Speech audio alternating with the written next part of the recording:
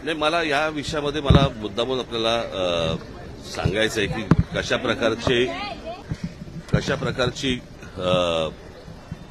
सरकार ही कशा प्रकारची सिस्टीम चालवते की ज्या वेळेला आम्ही या गोष्टींची सुरुवात केली, मला असं वाटतं थोडंसं मी तुम्हाला अगोदर सांगणं पण गरजेचं आहे की ये न केने प्रकारे निवडणुका जिंकायच्या आणि त्याच्यासाठी जे काही वाटेल ते करता येईल त्याच्या सगळ्या गोष्टी सरकार आणि प्रशासन, म्हणजे तुम्हाला तर माहिती असेल की हा दुबारचा विषय आला. दुबारच्या विषयामध्ये पहिल्यांदा त्यांनी सांगितलं की आमचा काही संबंधच नाही, असं काही नाहीच आहे. आणि मग त्याच्यानंतर मग काहीतरी 10 लाख मुंबईमध्ये त्यांनी जाहीर केले वगैरे.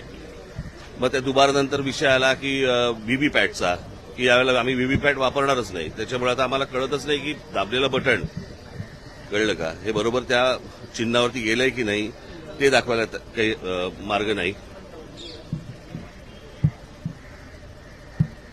मार्ग नाही.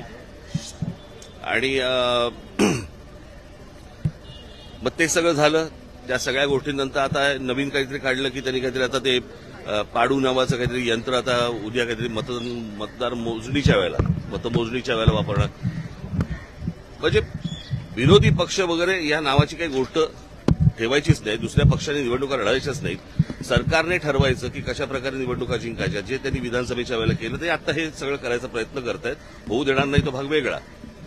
परंतु आता हे मशीन आणलंय. हे मशीन कोणत्याही राजकीय पक्षाला दाखवलेलं नाहीये. बरं, हे मशीन आणल्यावरती त्याचं क्लॅरिफिकेशन, त्याची स्पष्टता ही निवडणूक आयोगाने द्यायची. ते देत नाहीयेत. मागितल्यानंतर, पत्र पाठवल्यानंतर पण ते देत नाहीयेत. आणि आज तर अजूनच वेगळं काहीतरी की बाबा आजपर्यंत ती इंक लावली जायची, बरं का. आता काहीतरी नवीन पेन आणलंय आणि ते पेनमध्ये इतक्या तक्रारी सगळ्या बाजूनी येत आहेत की तुम्ही बाहेर पडल्यावरती त्याला जर सॅनिटायझर लावलं तर ती शाई जाते.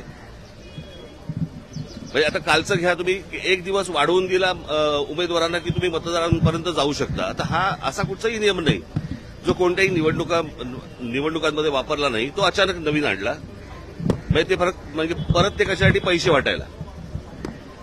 म्हणजे संपूर्ण प्रशासन हे सत्तेसाठी कामाला लागलेलं आहे. आम्ही आमच्या परीने जे काही करायचंय ते करतोच आहोत, बरं का. परंतु ही काही चांगली लोकशाहीची लक्षणं नाहीत.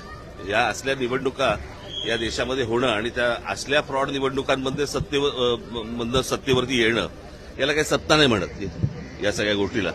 माझं फक्त नागरिकांना आणि माझ्या सर्व शिवसैनिकांना, महाराष्ट्र सैनिकांना मला फक्त एवढंच सांगणं आहे, सगळीकडे सतर्क राहा या सगळ्या याच्यामध्ये की कशा प्रकारे. आता इथे छबिली दासला कुठेतरी एक दुबार सापडला, त्याला आता पोलिसांनी पकडलंय.